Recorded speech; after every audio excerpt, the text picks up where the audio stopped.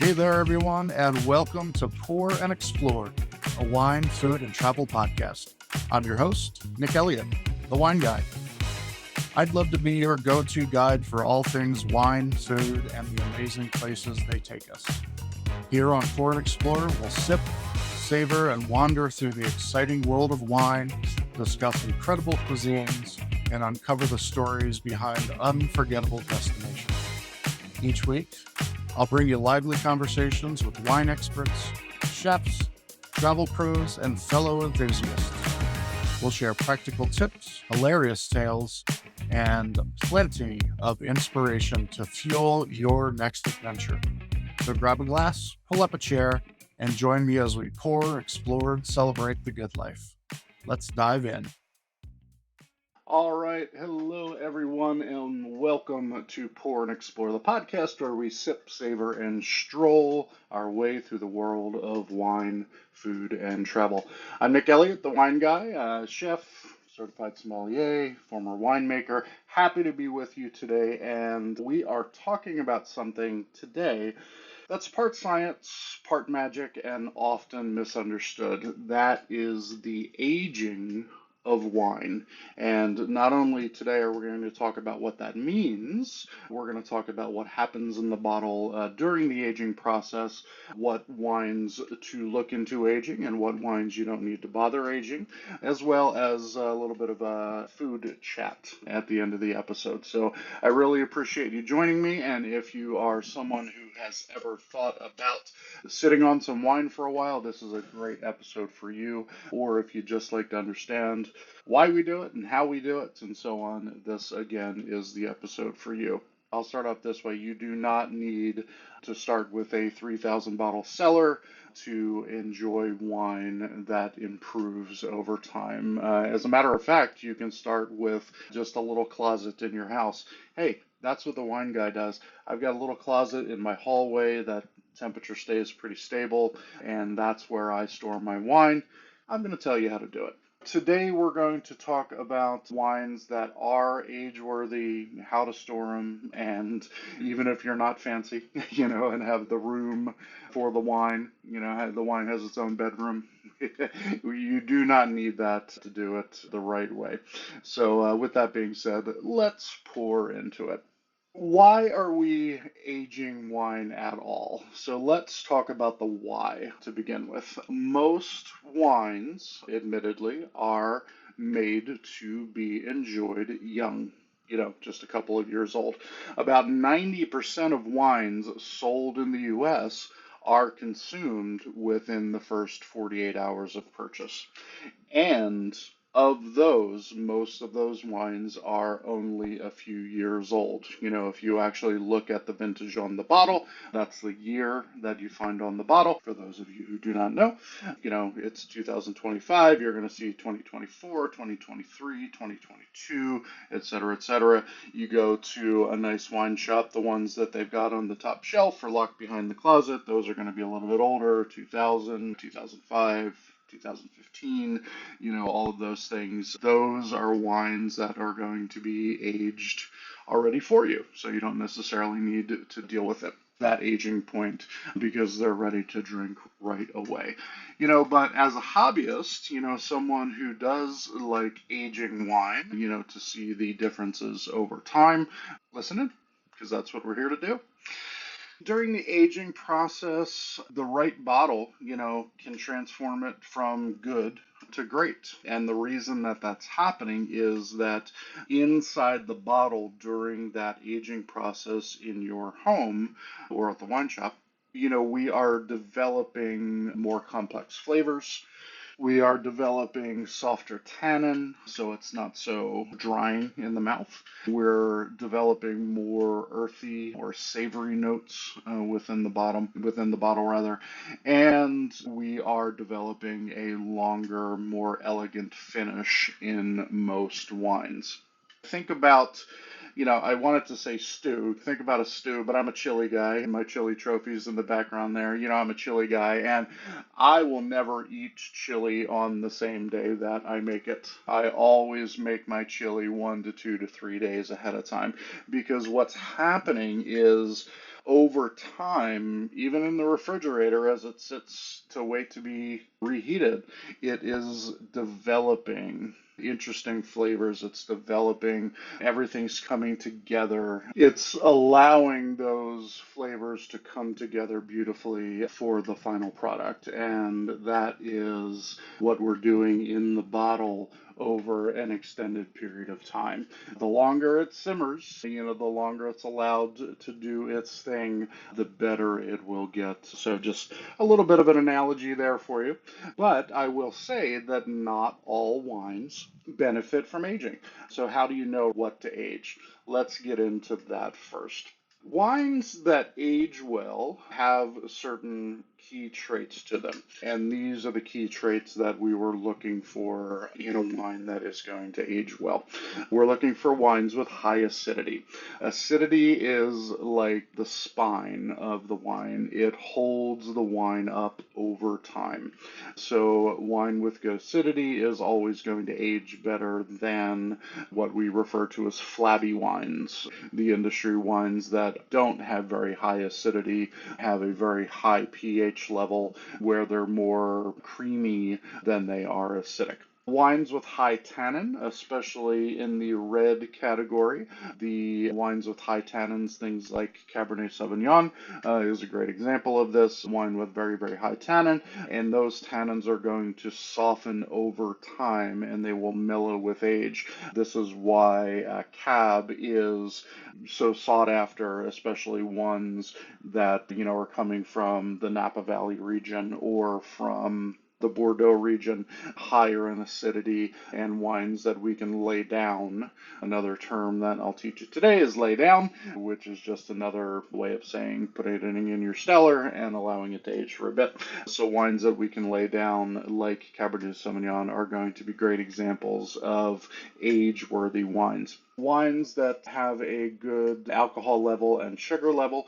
Both alcohol and sugar can act as preservatives in the wine. Dessert wines are a great example of this. Dessert wines and fortified wines tend to age better. That's why we can get a 10, 20, 40-year-old port wine, for example, high alcohol level. That's going to last for a long, long time in the bottle. And then we are looking for wines with really good balance as well. And the key is the harmony between all of these things that I just mentioned. And these are all going to be key traits of wines that will age very, very well in your cellar / closet / pantry, wherever you're keeping it.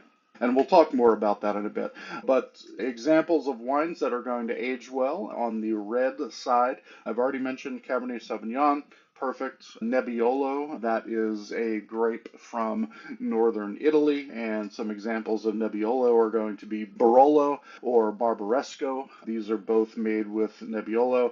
Syrah, Shiraz, same thing. Syrah from everywhere else in the world, and Shiraz from Australia. They are going to age really, really well. Rioja wines, wines from that region of Spain, especially Reserva Riojas and Gran Reserva Riojas. Say that 3 times fast. They are going to age very, very well. Again, I mentioned Bordeaux earlier. Bordeaux blends, wines with a Cabernet Sauvignon or a Merlot base to them, coming from the Bordeaux region of France, are also going to last a long time laying down and get better with age. And one of my favorites, Brunello di Montalcino, is going to be another example of what we're talking about. Now, a lot of people say that you don't necessarily want to age white wine, and I would say for the most part this is true. But I'm going to give you a quick short list of wines, white wines, that do age well, things that you can keep for an extended period of time. I'm not going to give you specific amounts of time with any of these because it really does change vintage to vintage, region to region, things like that. These are all just very, very general guidelines. when it comes to the wines that I'm recommending. Riesling is going to start off this list, especially Riesling from Germany. Spotless Riesling is a great example. Ostless Riesling is a great example of a white wine that you can sit down for an extended period of time and it will get better with age. White Burgundy, Chardonnay coming from the Burgundian region of France, the Burgundy region of France. Very, very high acidity typically. And these are wines that are going to lay down for a good amount of time, a couple of years at least.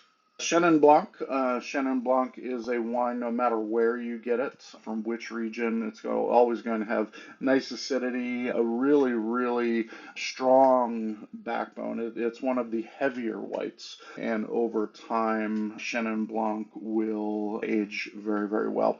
Of course, we can't talk about white wine without talking about champagne. So vintage champagne is another great example. You can find champagnes on the market now from the 90s, in the 2000s, some of the vintage champagnes.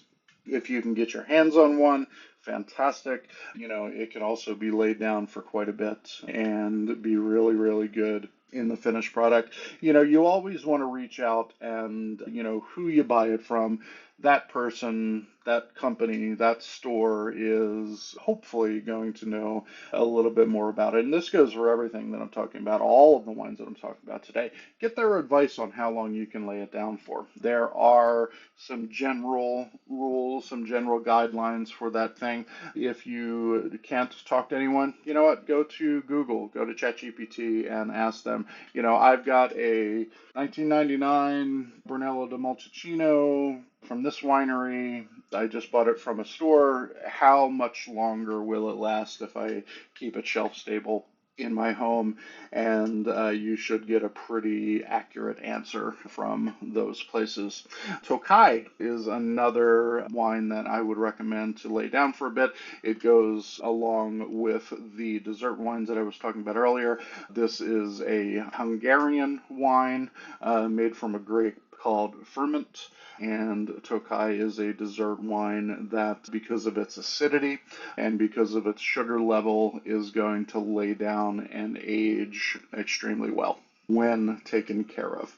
So that's a list of wines that do well with some aging. Now I'm going to give you a list of wines that you should not lay down for an extended period of time, and this is what people are referring to. Most of the things on this list are white wines, of course. Rosé, rosé of any kind. You want to drink rosé within a year or two of it being bottled. So from that vintage year that you see on the bottle, you want to drink it within a couple of years of that year.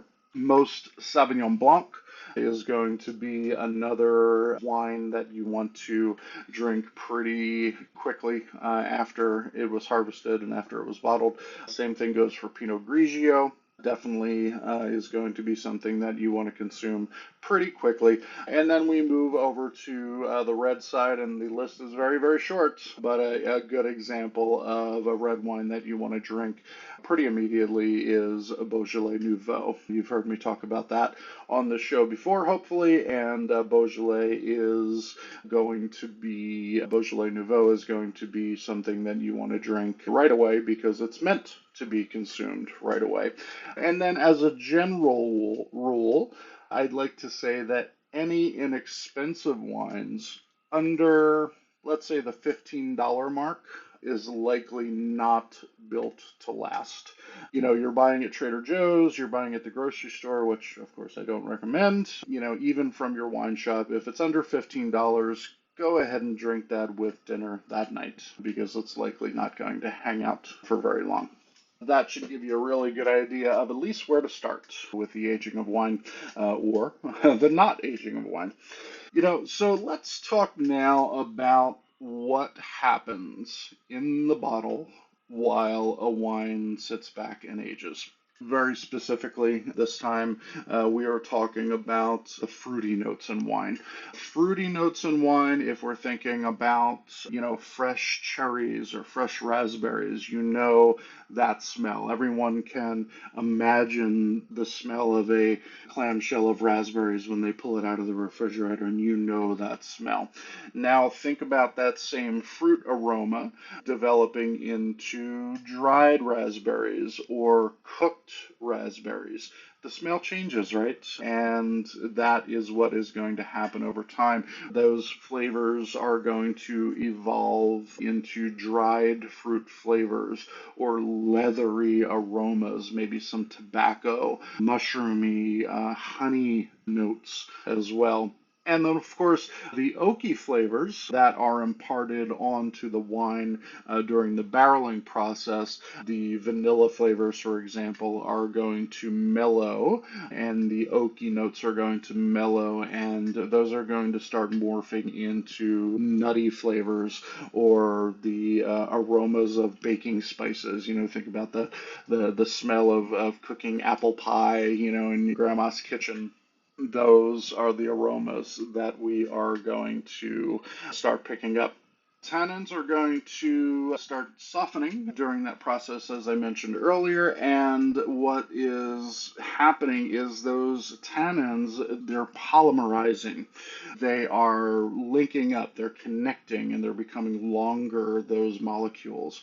And during that polymerization process, the bitterness is going to be reduced, and it's going to add silkiness to the wine, becomes much more soft on the palate when you drink it. If you've ever opened a bottle of Cabernet Sauvignon, that was just a couple of years old, you might notice that it can be very bitter and it doesn't have that softness. It has more of a flavor profile or a feel in the mouth that's very aggressive. So we're looking to reduce that during that aging process. We're going to get some color shifts during the aging process as well. Red wine is going to turn more garnet color or brick color. And what's happening is the color molecules in the wine, those are actually falling out of the wine and collecting on the side of the bottle. If you've ever opened a bottle of wine that's been aged for a period of time, you'll see a line of color down on the bottom where that wine was sat for an extended period. And that is the molecules of pigment falling out of the wine, and the wine is getting lighter. Now, on the opposite side of the spectrum, white wines that you age for an extended period of time, they will start to develop a darker color or a deeper yellow color or a deeper golden color, and that is the wine going through the natural aging process. Pretty cool, huh? Sediment in wine, as I was just talking about, the sediment in wine is the stuff that collects at the bottom of the bottle. I don't recommend storing your wine upright. You definitely want to have it lay down so that line of color is going to appear on most red wines when you lay them down for an extended period of time. And sediment, it's natural, it's harmless, it doesn't feel very great in your mouth, so I wouldn't recommend drinking it, but if you do, it's totally fine. It's not going to hurt you. Of course, it was in the bottle with the rest of the wine, so it's definitely not going to hurt you. And the sediment in the bottle is going to be indicative of aging, especially in red wines. And when you run into a wine that has been aged for a long time, you might want to think about decanting it and just putting it in a larger vessel, let some air hit it, let the sediment sink to the bottom again, and you pour it into your glass. Running it through a sieve, a very, very fine sieve, is also a good option. They sell all kinds of devices out there, so if you are someone who's thinking about storing wine for a while, get yourself one of those fancy devices like a Coravin or something like that, and that will help you with the sediment that does tend to build up during the aging process. Now let's talk a little bit about storing wine without a cellar. Let's be real. Most people don't have a climate-controlled wine cave in their house. I don't have a climate-controlled wine cave in my house. I have a little closet where I store my wine. I buy appropriately for the wines that I want to keep for a while, and most of the wines, as I mentioned at the top of the show, that I buy, I'm going to consume within a few weeks. So they can live in the closet, or in the case of the whites, they can live in the fridge for a week or two until I do eventually drink them. But for those of you who want to go through the process of storing some wines for a bit, here are the do's and don'ts of making that work out in the end. First things first is temperature control. We want to keep that area, if possible, between 55 and 65 degrees Fahrenheit. This is ideal, but I will say you can go a little bit warmer, but keep it steady. Keep the temperature steady. That's going to be the most important thing. Big temperature swings or fluctuations, those will have an effect on the wine. So if you have a basement, an interior closet in your home like me, or a wine fridge, these are all great ways to go about what I'm talking about. You can have a wine fridge and keep it at a stable temperature, even 65, 70 degrees, keep it at that temperature, and as long as it's stable, it's going to work. As I mentioned as well, you want to store your wine on its side, never stand the wine up. And the reason that we do this is if the wine has a cork, then that cork is going to dry out and it's going to let things into that bottle that you don't want in there, like oxygen. That would be bad for the wine and just completely negate the aging process. You want to keep light to a minimum, keep it covered, keep it in a box, keep it in a cupboard, wherever you're going to do it. Just keep light to a minimum. Avoid jostling or vibration, anything like that. Don't keep wine on the top of your fridge, for example, or or next to a furnace, or just keep it steady, easy, not in a place where there's a lot of vibration or fluctuation. And of course, as I said, keep it consistent in all of these things. Fluctuations in temperature, fluctuations in movement, light, things like that can absolutely damage the wine. So keep it consistent. Don't store wine in your kitchen or your garage. Those places get too hot. Although it doesn't feel like it, those places get too hot. Again, don't keep it upright, and don't age wines that aren't meant to be aged. I gave you the list a few minutes ago, so if you need to get back up there and refamiliarize yourself with that list, please do.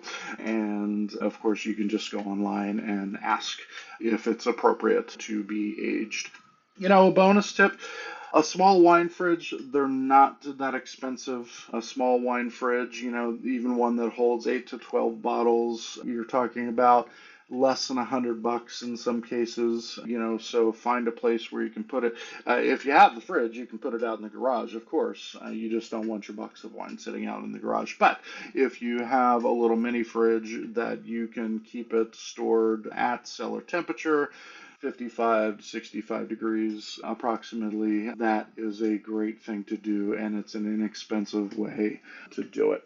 If you have any questions about that, you can always feel free, and I'll say this about any of my episodes. If you're listening and you have a question about something, reach out to me, shoot me an email, cheers@thewineguy.vin. I'm happy to answer it. I'm happy to give you some free advice.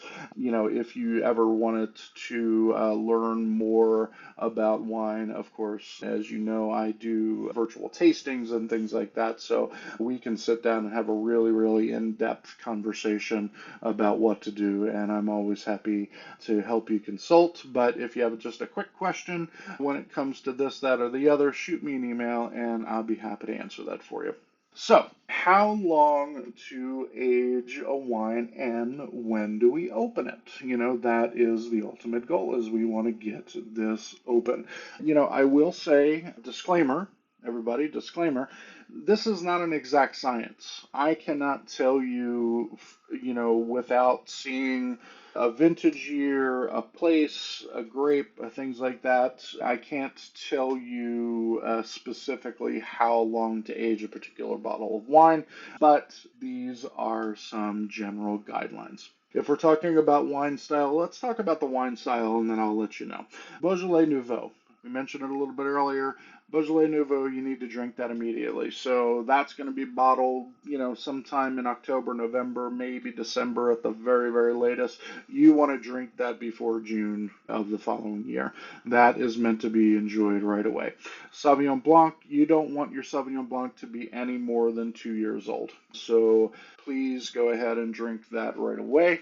Pinot Noir, you've got 3 to 5 years generally speaking, on Pinot Noir. Of course, I've enjoyed some great Pinots that were a lot older than that, but it has to be made in a very, very specific way for it to last that period of time.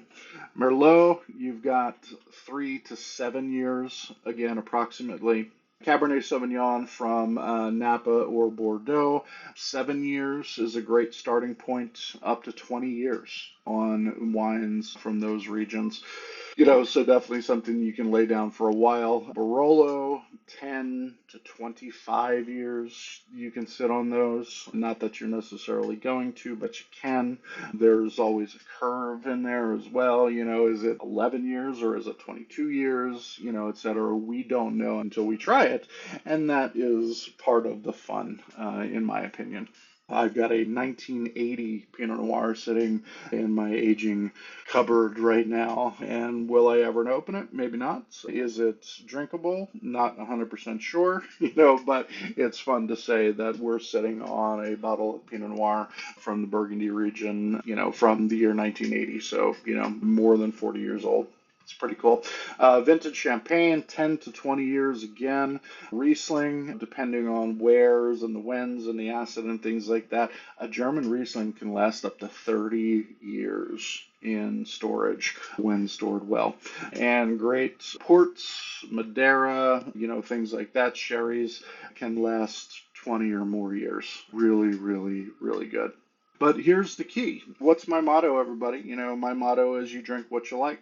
And I'll expand on that and you say you drink your wine when you want to enjoy it.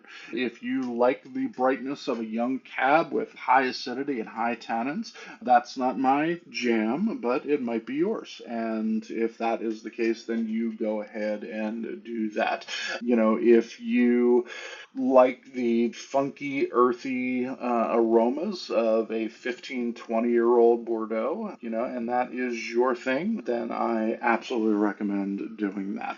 All right, so let's talk about tasting some of these wines and some general guidelines on how you want to enjoy a wine that has been aged for an extended period of time. As I mentioned, decanting will need to be done in some of these cases, and it's going to be about the sediment. It's not about really oxygenating them or wafting off any bad aromas or things like that. It's really, you want to separate them from the sediment that is going to be in the bottle of wine, especially from reds. Glassware, you want to use a glass with a larger bowl to it, something that you can really gather all of the aromas in the glass.